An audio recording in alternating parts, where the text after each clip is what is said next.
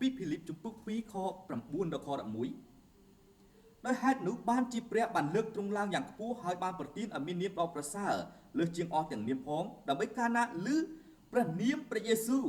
នោះឲ្យគ្រប់ទាំងជង្គង់នៅស្ថានសួគ៌នៅផែនដីហើយនៅក្រោមផែនដីត្រូវលុតចុះហើយឲ្យគ្រប់ទាំងអណ្ដាតបានថ្លែងប្រាប់ថាព្រះយេស៊ូវគ្រីស្ទទ្រង់ជាព្រះអម្ចាស់សម្រាប់ជាស្រីល្អជាព្រះដ៏ជាព្រះវរបិតាព្រះនាមព្រះយេស៊ូវគ្រីស្ទមានគ្រប់ទាំងអំណាចប្រជាស្ដាដែលគ្រប់ទាំងជង្គង់នៅស្ថានសួគ៌នៅផែនដីនៅក្រោមផ្ទៃមេឃត្រូវលុតចុះគ្រីស្ទបរិស័ទដ៏ពិតប្រាកដដែលមានសេចក្តីជំនឿរឹងមាំត្រឹមត្រូវត្រូវហ៊ានប្រកាសពីព្រះនាមព្រះយេស៊ូវគ្រីស្ទច្បាស់លាស់